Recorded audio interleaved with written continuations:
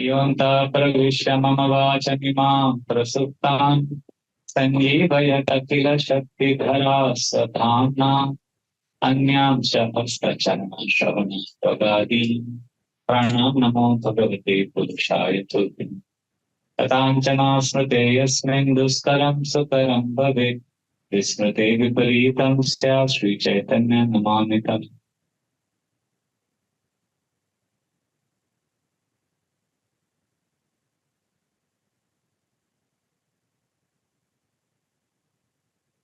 Hare Krishna. Welcome to our weekly Srimad Bhagavatam class. We are in the 9th chapter of the first canto, Passing Away of Bhishma Dev. We have completed 22 verses, right? Last time we completed 22. Today we start with 23rd and 24th. So this is the chapter where we saw Bhishma Pitama is welcoming the Pandavas who have come with Krishna, and they are feeling very, Yudhishthira Maharaj especially is feeling very morose. He feels he's responsible for the killing of all the warriors in the battlefield of Kurukshetra. And this section describes how great souls from all over the universe have come to see Bhishma Pitama. And Bhishma welcomes all of them, although he's physically incapacitated. With sweet words, he welcomes everyone. And then we saw this very interesting section where he pacifies the Pandavas and he explains to them and tells them the philosophy of suffering, tolerance, all these topics we discussed in great detail. And now from 18 to 24 is the section where now he's preparing to die, leave his body. He starts glorifying Krishna as the Supreme Personality of Godhead. So we've been taking 2 verses every class, and now we've come to the last 2 verses of this section, which is verse number 23 and 24. So we'll start with 23 today. So who will read the translation and purport? Mataji's side, somebody can read today. Would you like to read, Mataji? Would you like to read? Okay, no problem. Anyone would like to read the translation? Okay. Text 23, please repeat after me. Bhaktya mano yasmin vachayan nama kirtai yajan kalevaram yogi muchyate kama karma bhi. Translation. The personality of Godhead who appears in the mind of the devotee by attentive devotion and meditation and by chanting of the holy name releases the devotee from the bondage of fruitive activities at the time of his quitting the material body. So here in this verse, he is now remembering Krishna and is now saying how the Lord will appear when we chant his holy names and then we meditate on him. And let's see what Srila Prabhupada writes in the purport. Yes. Can read the purport. Yoga means concentration of the mind, detached from all other subject matter. And actually, such concentration is samadhi or Zen-person engagement in the service of the Lord. And one who concentrates his attention in that manner is called a yogi. Such a yogi, devotee of the Lord, engages himself 24 hours daily in the service of the Lord, so that his whole attention is engrossed with the thoughts of the Lord in 9-fold devotional service, namely hearing, chanting, remembering, worshipping, praying, becoming a voluntary servant, carrying out orders, establishing a friendly relationship, or offering all that one may possess in the service of the Lord. By such practice of yoga or linking up in the services of the Lord, one is recognized by the Lord himself, as it is explained in the Bhagavad Gita concerning the highest perfectional stage of samadhi. The Lord calls such a rare devotee the best amongst all the yogis. Such a perfect yogi is enabled by the divine grace of the Lord to concentrate his mind upon the Lord with a perfect sense of consciousness, and thus by chanting his holy name before quitting the body, the yogi is at once transferred by the internal energy of the Lord to one of the eternal planets where there is no question of material life and its concomitant factors. In material existence, a living being has to endure the material conditions of threefold miseries, life after life, according to his fruitive work. Such material life is produced by material desires only. Devotional service to the Lord does not kill the natural desires of the living being. but they are applied in the right cause of devotional service. This qualifies the desire to be transferred to the spiritual style. General Bhishma Dev is referring to a particular type of yoga called Bhakti Yoga, and he was fortunate enough to have the Lord directly in his presence before he quitted his material body. He therefore desired that the Lord stay before his view in the following verses. Yes, so here Bhishma is now revealing how the Lord is realized through meditation and chanting. And he's also talking about chanting. And Srila Prabhupada writes how Bhishma is referring to the yoga of Bhakti Yoga. Actually, yoga and the word religion, they mean the same. Yoga is derived from the Sanskrit word yujyate, which means to come back, to connect. The yoga means to connect. The word religion is derived from the Latin word religio, which means to come back. So if you see, in one sense, the words both they mean the same. That means to connect, to come back to the Lord, to come back to awareness, to come back to Krishna. So therefore, in yoga, or in Bhakti Yoga especially, our focus is to come back to Krishna. And especially when we are dying, when we are leaving the body, this is supposed to be the culmination of our yoga practice, where we fix all our attention, all our focus on coming back to Krishna.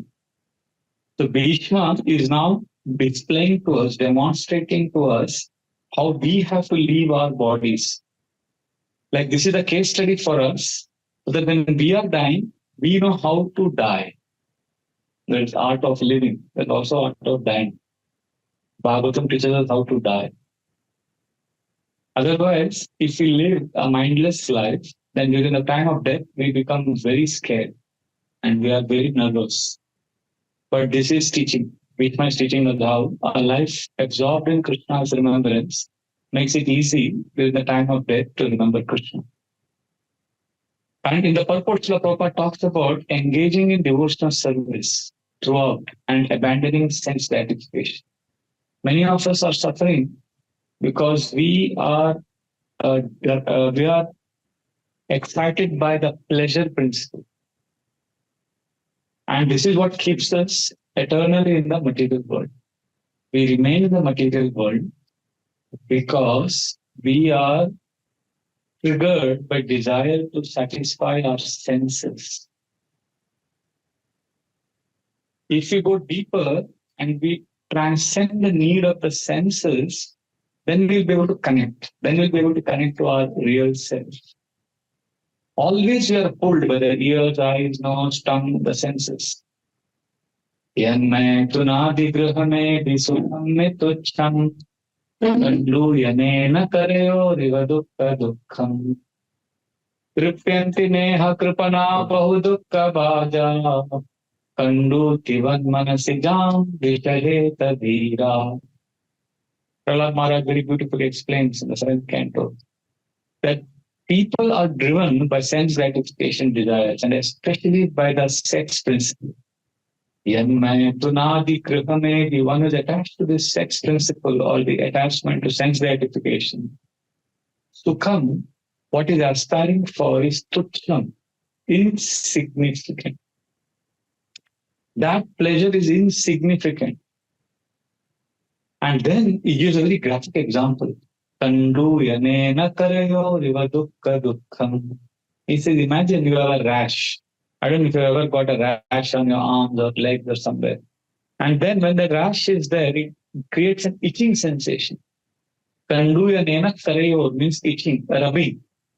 So if you just tolerate, you'll be peaceful. But then we get that urge and we start itching it.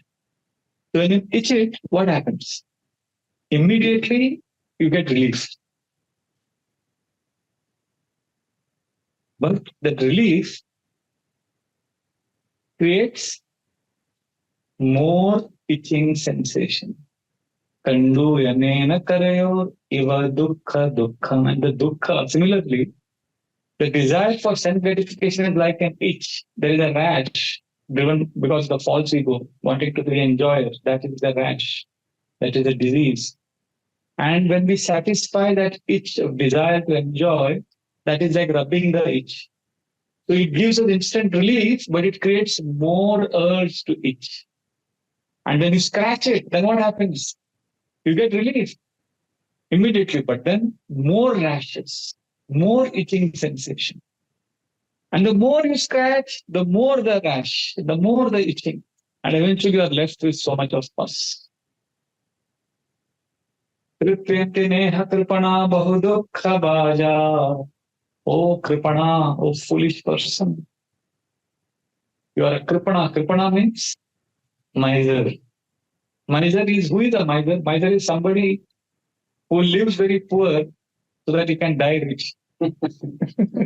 He is a miser. He has got such a big wealth, but he's not using it.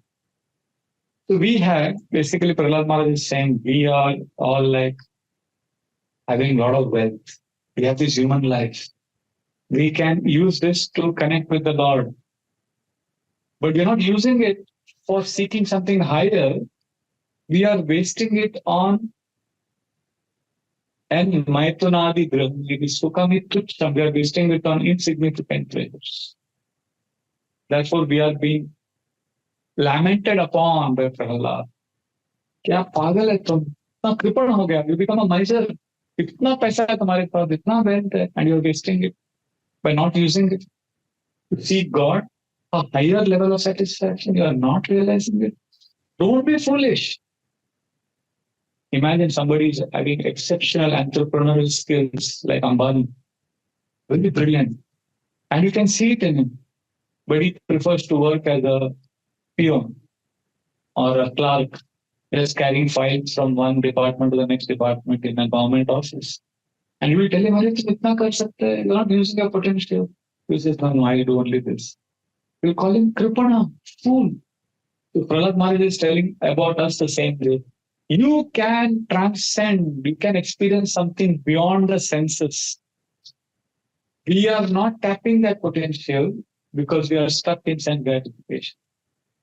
Therefore, Bhagavatam calls us as Kripana. Kripyanti neha Kripana bahu dukkha bhaja. Only dukkha, bahu dukkha. By not tapping our potential, we are ensuring that our life will be filled with bahu dukkha, lot and lots of dukkha. What is the solution? Kandu Tivan means अरे समझो, समझने का प्रयास करो कि ये self gratification से suffering ही आता है. Kandu Tivan, मन से जाओ. All this pleasure is in the mind, not real life. Vichahe tadhira. Tolerate that itching sensation. And you get that strong sensation for sense gratification, or you get that strong itch to watch Instagram, YouTube, Reels, and you get trapped in it for hours and hours, Netflix, 6 hours, 7 hours, binge watching. So usko urge ko tolerate karo, because there is no pleasure in it. You may say, but how can Prahlad Maharaj say that there is pleasure in sense gratification? Otherwise, is the world crazy? Is the world foolish? Everybody is enjoying sense gratification. Nobody is enjoying. Are they in, is there no enjoyment? There is enjoyment. There is pleasure. But what Prahlad is saying, the rashes and the pain, suffering that comes with enjoyment is so much more that the pleasure appears to be useless. The very high price you have to pay. बहुत महंगा है, छोटा सा pleasure है. But the price you have to pay is a lot. Like if somebody says this rasgulla is very tasty, very nicely made, we are not denying it's sweet. Bengalis love rasgulla. So one rasgulla, if somebody says, okay, this rasgulla is very sweet, but this costs 1 lakh rupees. What do you say? 1 lakh rupees rasgulla के लिए. अरे बेकार, पागल है क्या? बेकार है. बेकार, actually बेकार है. अरे वो useless है, कुछ tasty नहीं है उसमें. When a person is saying that, he's not denying that the rasgulla is sweet. That emotion is coming out, अरे बेकार है. When he says it is bekar hai, it appears as if he is saying it has no taste or it is not sweet. No, it is sweet. He's not denying that. When he is saying it is bekar hai, what is meaning? It's not worth 1 lakh rupees. 1 lakh rupees ho jata. So similarly, sex life, sense gratification, according to Bhagavatam, does give pleasure. Otherwise, Bhagavatam has talked about it so many places. So we are not denying the obvious reality. What the Bhagavatam says is, The price involved, the suffering that you have to go through for engaging in this gratification is not worth it. It makes it useless. Generally, when somebody is young, youthful, they don't understand this words. They think, क्या कुछ भी है, ऐसा क्या problem?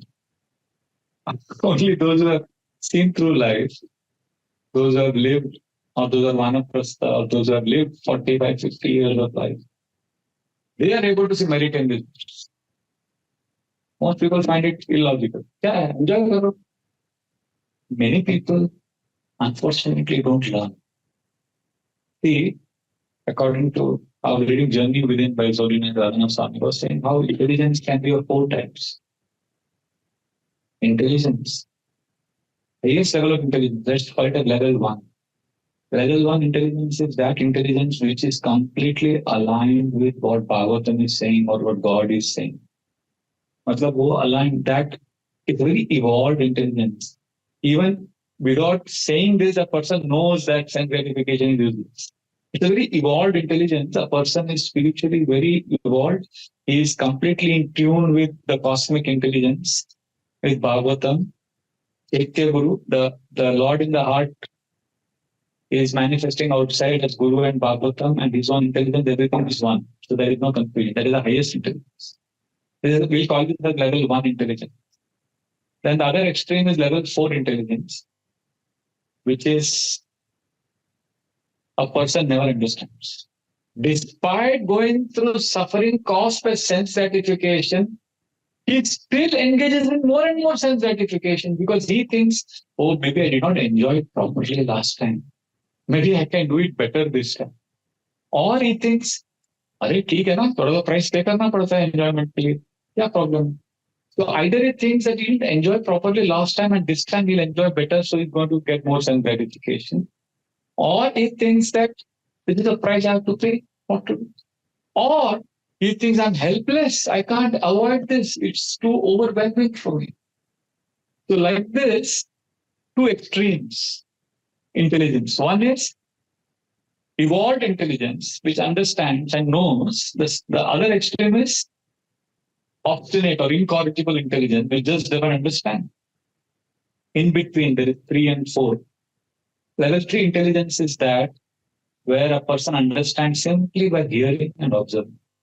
When a person hears a statement from Bhagavatam, कि sense gratification में pleasure इतना है, pride इतना है, immediately he understands and he observes the nature, the world. देख के सुन के समझ जाता है. That is level 3. Level 4 is intelligence is when a person goes through suffering and then experience makes him understand. But the problem with level 4 intelligence is that person can easily slip to level 3.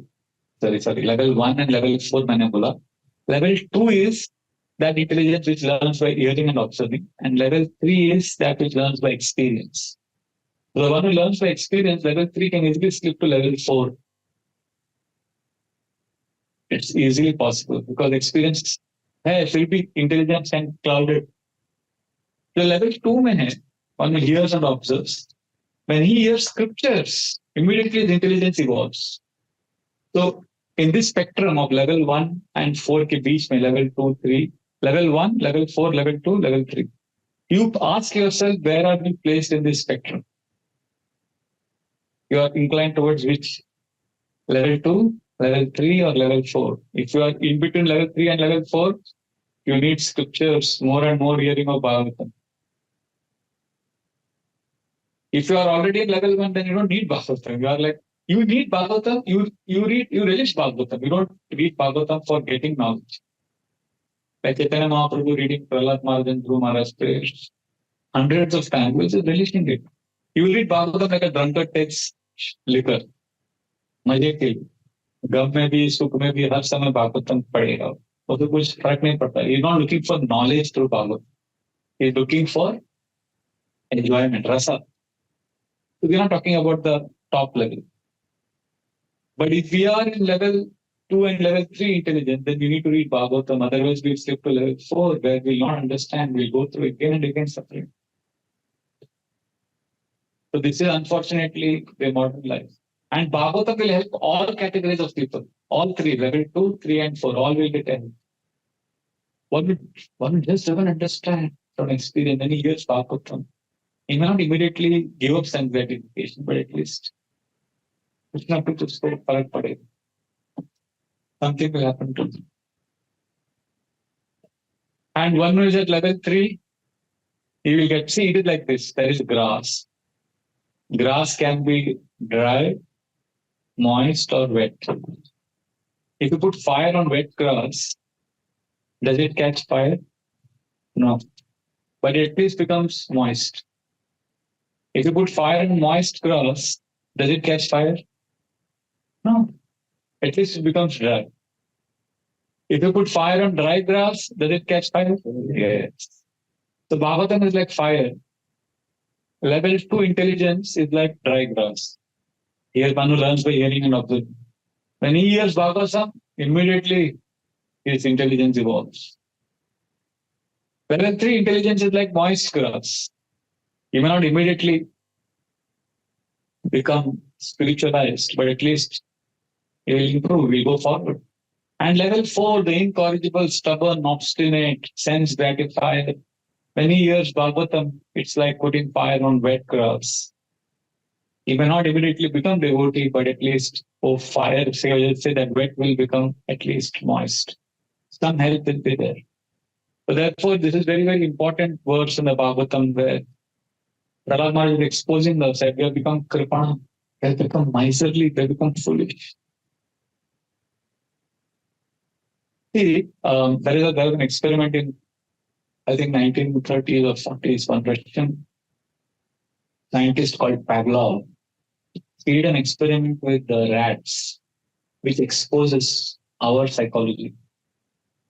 He put rats in a cage and he created a special kind of system where when the rats would accidentally press a red button and food would fall. And the rats enjoyed that food. And when they pressed the blue button, they would get an electric shock. So the rats did not understand initially. Then when they figured out, this is how it works, then they would not press the blue button. They would only press the red button.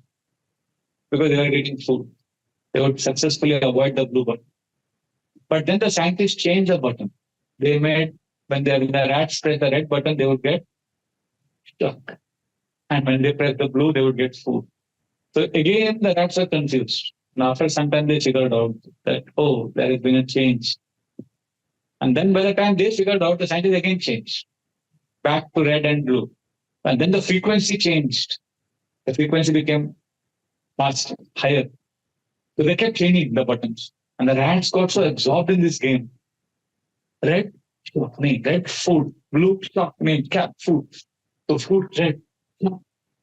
They got so absorbed. And at one point of time, when the rats are absorbed in this game, Pavlov removed the doors of the cage. The rats were now free to escape from the cage. But guess what? They did not get out of the cage because they were happy playing the game, absorbed in the game. So we are like that. हम वो game में इतने अच्छे तरह से फंसे हुए, यहाँ से सुख मिलेगा, यहाँ से प्लेजर मिलेगा, आज गोइंगा में पार्टी करते हैं, चलो आज उधर जाते हैं, आज मूवी देखने जाते हैं, आज ये करते हैं, आज ये करते हैं, वो करते हैं, pleasure pleasure pleasure, reducing the pain, increasing the pleasure. But if you simply tolerate and learn to embrace the pain that this material world is giving us and then connect with Krishna, then we can get out of the cage. We'll be able to see this trick that Maya Devi is playing by creating these buttons and this kind of trap for us to be absorbed in our games. That's why the last line of the verse is Kandu Tivan Manasijam Vichaheta Dhira. Tolerate Karo Baba, because Manasijam, the pleasure that you're thinking is there, it's in the mind, it's not in the real life. The real man, the sense gratification does not give as much pleasure as what is fantasized and imagined. That's what Bhagavatam exposes. Anybody who has experienced high level of sense gratification will confirm that what he imagined and what he was promised was way, way higher than what the real pleasure is. There is over promise and under deliver. I think I gave the example, my own example here of dosa. I was doing fasting.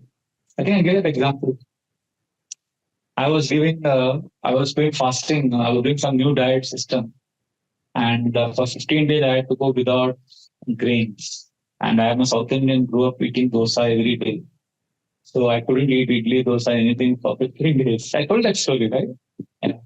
So then one day, whole night, I dreamt of only dosa. That dosa dipped in chutney and sambar, and I'm eating that dosa. And the taste I enjoyed in the dream was, I can still remember that taste. It was so intense. And it was so tasty that dosa in the dream gave me a better taste than the real dosa.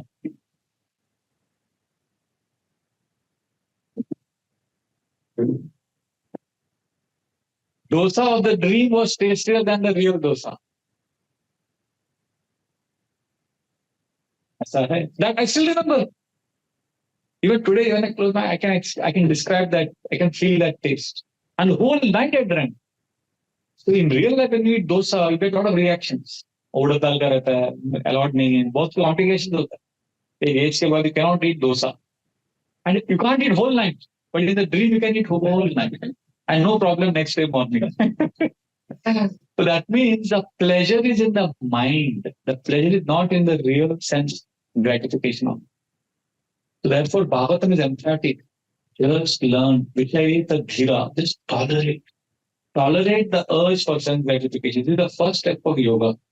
What Bhishma is telling now, meditate on Krishna. The first step of yoga, we cannot practice yoga without learning to tolerate and learning to become peaceful. You must say, okay, but tolerate करने के लिए तो tolerate करेंगे तो एक दिन volcano में जैसे explode हो जाएगा. Desire जितना है. Therefore, Prabhupada is talking about purifying our desires by seeking something higher. Ask deeper questions and go deeper in life. In the like Bhagavad Gita, Krishna spoke to Arjuna. There is another book, another Gita in the Bhagavatam. Krishna speaking to Uddhava in Arjuna. And there Krishna tells Arjuna, Labdva sudurlabhamidam bahusambhavante manushyamartadamanityamapi hadira turnamete tanapate tanumrityu yavan nishreyasaya vishaya salu sarvatasya.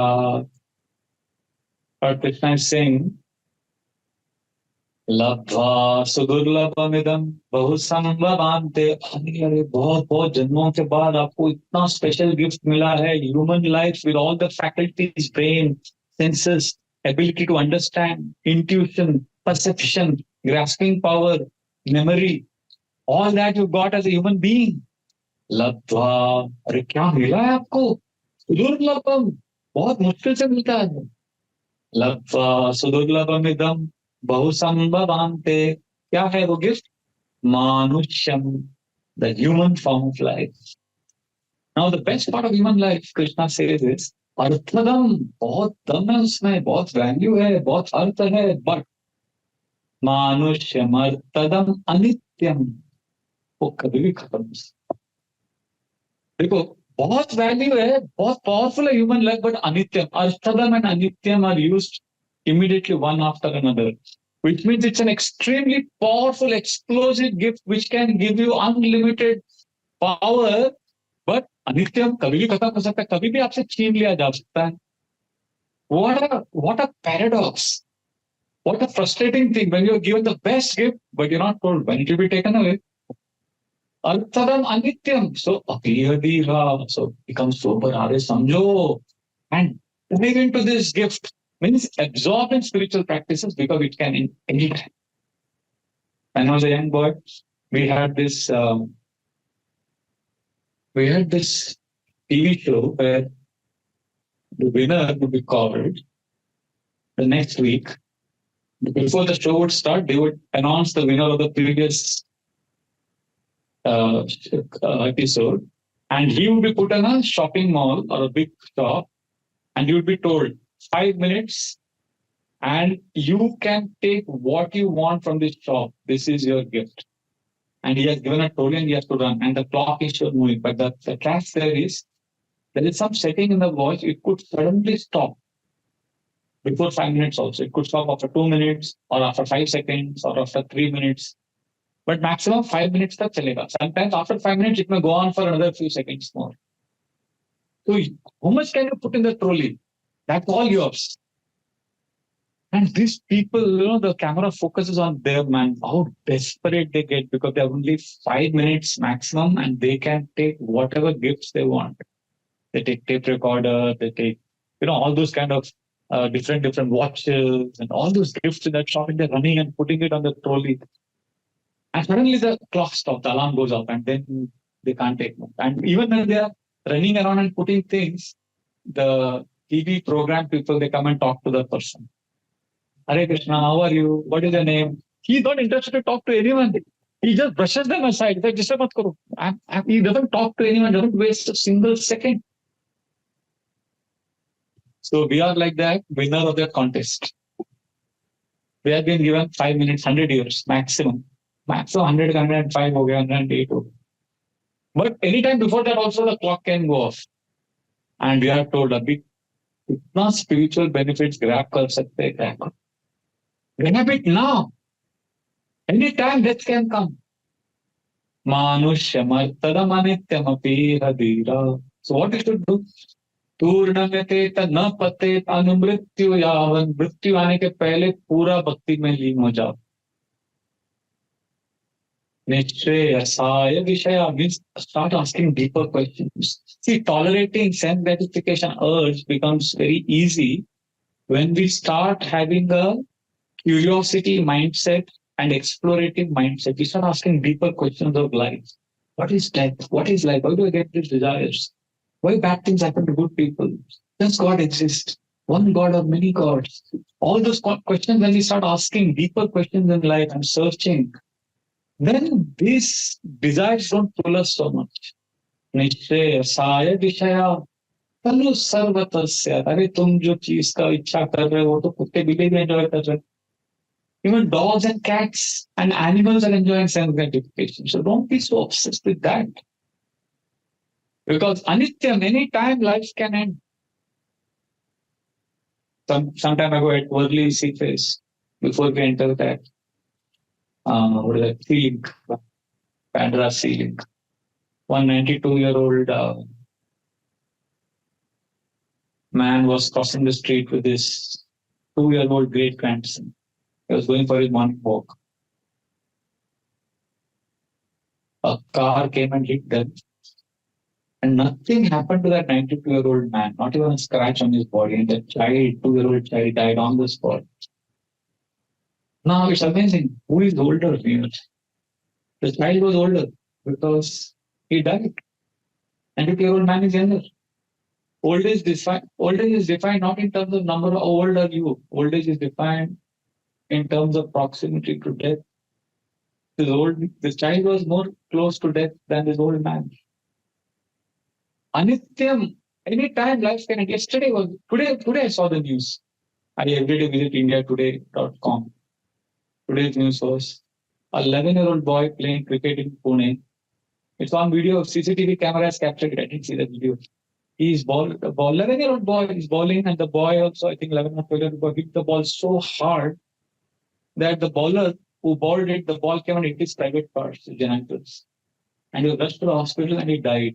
11-year-old boy has died playing cricket. What must his parents going through right now? 11, and cricket, game aake masti kar raha hai, khel raha hai. What a gory death. I mean, this life is not fair. We have to know this is how material world is. And if there is an ant here, and if I start now dancing kirtan, Hare Krishna, what is the probability that the ant will go from here to there? कुछ भी हो सकता है. उसका existence क्या है compared to our program of enjoyment and feasting and chanting? So in the giant cosmos, what is our existence? So therefore, Anityam, life can end any time. I say we I remember when I was very new in Hare Krishna, one of the speakers said, nobody can say, everybody knows their date of birth, nobody can say their date of death, and nobody can say with great confidence that I won't die by the next 24 hours. So I was in a challenging spirit. I wanted to raise my hand and say, no, I am confident I won't die till tomorrow evening. But himmat nahi hua hath utha. But somewhere within, see, we may intellectually win the argument, but there's so much uncertainty about it. When we cross the street, anything can happen anywhere and anything can go wrong. I mean, to win an argument, you may say, I won't die till tomorrow, but deep within, you will be gripped by fear. It's not easy. Life is very, very uncertain. And therefore, we should start having these Bhagavatam, actually the Upanishads. I do this Bhagavad Gita class with the children, not the children, they don't like to be called children. We have 23-year-old, 20 to 25-year-old young boys and girls, this class I take on Monday. So I was in London 2 weeks ago, so I was taking online. So I said, okay, let us have an Upanishadic class, from Mandukya Upanishad, Shvetashatra Upanishad. So different Upanishads have very cryptic kind of stories and riddles and questions. And the children, the youth loved it. Because these questions the Vedic scriptures are designed in a way that provoke you to think and ask questions. Like this verse which I chanted, Prahlad's verse, this is a verse that challenges your idea of enjoyment. I mean, you tell this to your friend who is not a Hare Krishna devotee, and he'll in the office, they are always cracking dirty jokes, discussing obscene things is a part of culture. They just joke about these things very casually. And they go and say, this is Kandu Yanena Karayo, Riva Dukha Dukha. They're like, they think you're gone crazy.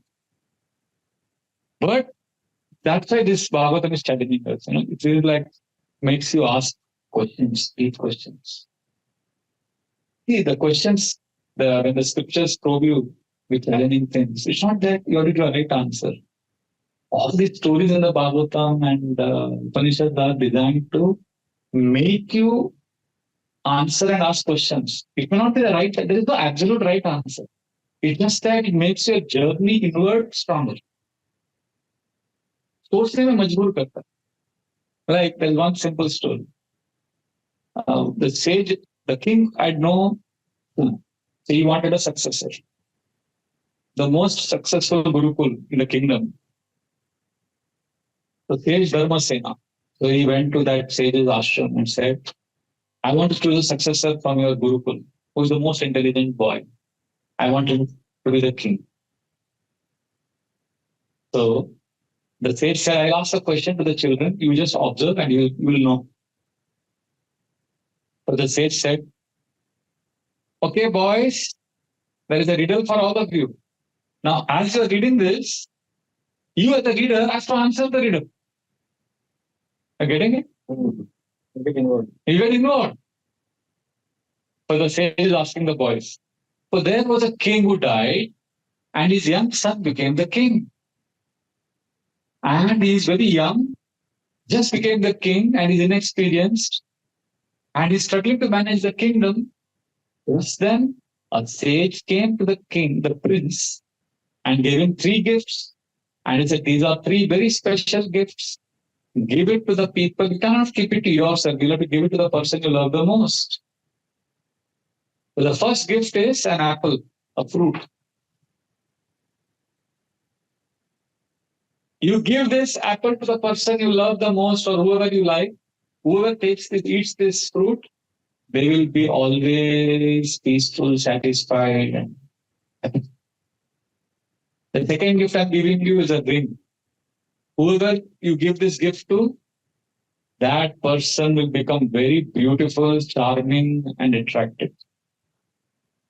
And the third gift I'm giving you is a necklace. Whoever you give this gift to, and that person puts on the necklace, that person will always support you. So the prince took the 3 gifts. Now who is telling this story to whom? Guru is telling to the students in the Gurukul. And why is the Guru telling this story to the students? To learn successful. So as you are reading this story, your brain also has to work. You can't say, Prabhu, आप बस कथा सुनाओ, sit there and or ending में प्रसाद खिलाओ. नहीं.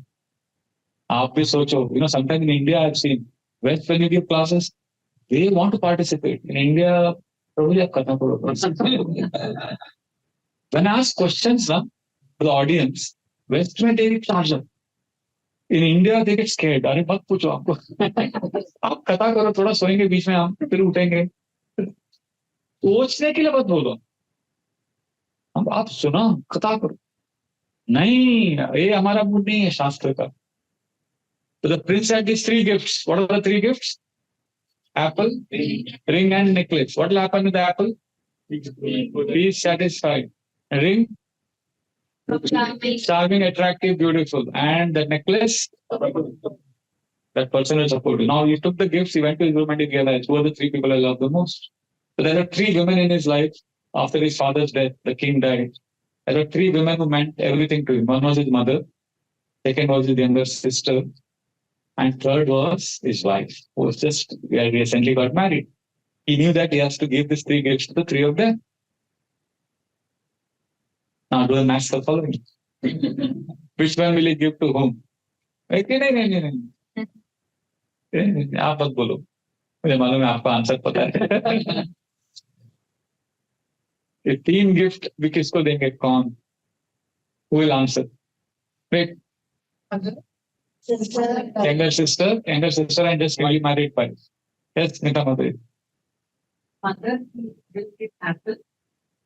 Then the ring, which is then I think sister because she's younger, and he needs support from his wife, so the necklace to provide. Okay. This is Your answer. mine. You had an answer also, raised your hand. Same answer. So if I was a king, I would appoint both of you as the successors to the kingdom. Given the right answer. Can you explain why you gave these 3 gifts to them? You mentioned that after the father, there are only 3 women in his life. So mother needs to be more peaceful, calm, and knows that everything is. You also had the same answer. तो आप तीनों को राज मिल जाए. The younger sister, she's young to him, so definitely he has. Yeah, she needs to get a good alliance, good marriage. So he wants her to be charming, attractive. Yes. He will definitely Need her support. Yes. So like that. So the point is, इस story ऐसा दिया जाता है ताकि आप सोचें. अभी इसमें राइट आंसर रॉन्ग आंसर नहीं है, कोई दूसरा प्रभु को दे सकता है. Like there's another story of how when the king, there is this king who, a very interesting story actually. The king who had a very beautiful princess whom he wanted to marry off in a Swayamvar, and many young men came, but there are 3 men who were convinced that they were madly in love with this princess, and they knew that they are the ones who are going to get married to her, or they should marry. And they were all excited in the night before the Swayamvar, but a tragedy occurred in the night. When the princess was sleeping at night, a deadly cobra came and bit the princess and she died. So morning, the king announced to the assembly the tragedy and he said, my daughter has died because of a snake bite, so Swayamvar is cancelled. I'm sorry. He was lamenting, he was wailing, everybody was in a state of gloom. And all the king and princes left. But these 3 men stayed back because they were madly in love with her. So one prince said, Amre, iski bina main reh nahi sakta. So as her body was being burnt in the fire, he jumped into the fire. सती कर दिया उसने. मैं भी अपना जान दे दूंगा. क्या फायदा अभी जी के? The second fellow said, no, I love her so much. I am convinced she will come back to life. मैं इधर ही बैठता. उसका बॉडी जल रहा है, उधर बैठ गया. I know she will come back to life. She will come back. I love her so much. By my tapasya, I am convinced. And when she comes back to life, I'll marry her. He stayed there. And the third prince, he was devastated like the other 2 that she has died. But he said, I will bring her back to life. I love her so much. I will search for a medicine that brings back a person from death. I will go to the Himalayas. I will search for Sanjeevani. Oh, nikal. All the 3 princes left. This is the situation of the 3 princes. Meanwhile, that lady has died. So time passed. The third one who went searching, he finally got a medicine, the Himalayas, after a lot of adventure. And he came back. And he put that medicine on that ashes. And the princess came back to life. And he said, I brought you back to life. But what happened when she came back to life? Because that one other princess had jumped into the fire, he also came back to life. And meanwhile, the second fellow was sitting there waiting for her to come back to life. So now there were three princes standing in front of her, saying that we all are three ready to marry you. And we all have proved our love to you. Now, whom should she marry? And why? Any answers? If you're a Bollywood fan, I know you will say that third fellow should marry her. Because कुछ तो practical किया उसने. Gave her life. So he's like the father. Yes. He gave her life. That's what the scriptures say. That is. So basically, but this is a tricky question because your intelligence is giving a good answer. But generally, people they start thinking, "अरे किससे शादी करना चाहिए उसको?" And the rule here is she can't marry all three. She can marry only one. So whom will she marry and why?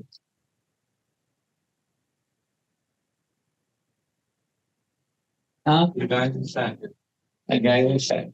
कुछ किया नहीं उसने जब बैठा था उसको मिल गया. The one who jumped into the fire should marry her. Very good. सोचो. आज का भागवतम क्लास यही समाप्त करना. Here the answer is, I mean, it's not a right answer, wrong answer. You can have your own right answer. But the idea given here in this particular section is that, as you rightly said, the person who brought her back to life is that the one who gave her life. He becomes a father. And the one who came back to life along with her, he becomes like a brother because दोनों साथ में जन्म ली. And the one who's waiting, he's the one who's qualified to marry her. Don't debate with me, क्या है right है क्या wrong. इसलिए सुना तो लगा जैसे खुद्दू जैसा है लेकिन Smart है, वो smart निकला सबसे. Lazy, intelligent, smart guy. Anyway, the point is, yes, see, the mind's a desire to enjoy sense gratification. That can be transcended when intelligence becomes sharper and intelligence becomes absorbed in deeper things. Like when you read some scripture, read some passages in the Bhagavatam, then pause, contemplate.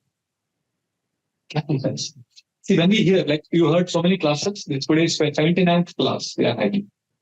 I'll ask a simple question. You have heard so much Bhagavatam. I will not ask you what you have heard the last 2 years. I'll ask you, what have you learned? There's a difference between what have you read or studied or you heard is one thing, but what have you learned? Don't have to answer now. You have studied so much, right? You have heard so much Bhagavatam.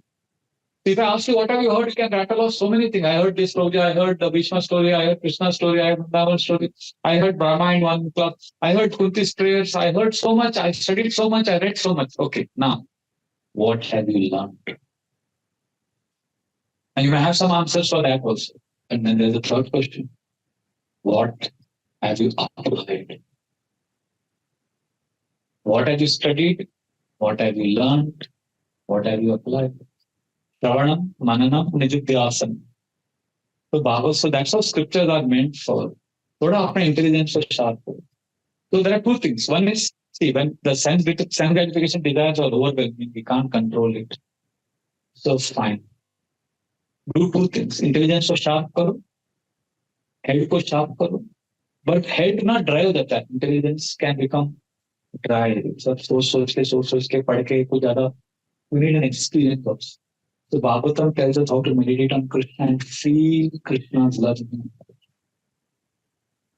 The Bhagavatam describes in great detail Krishna's beauty.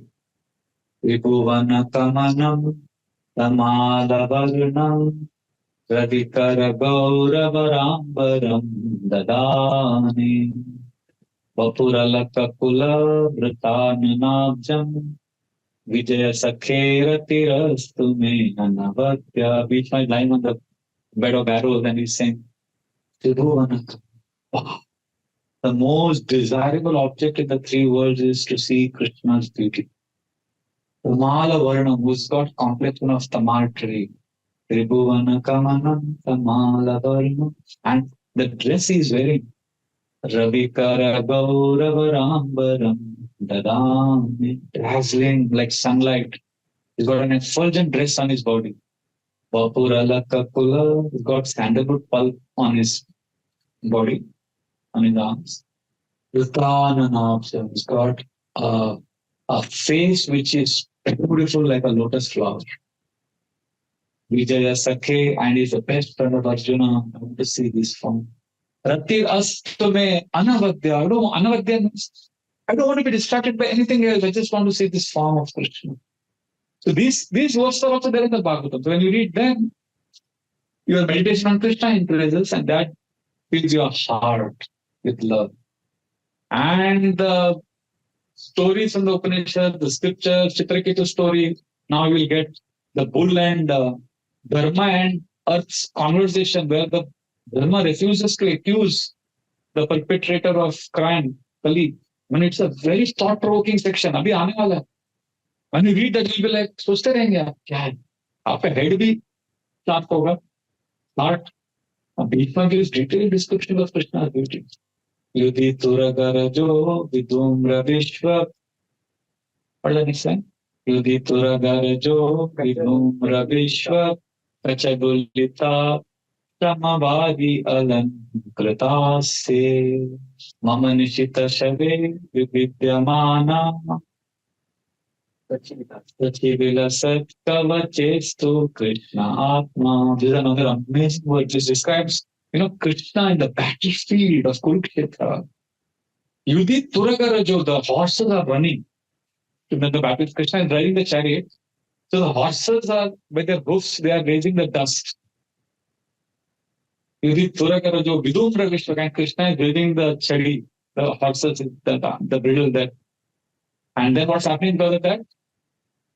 Yudhi Turagarajo Vidumra Vishwa.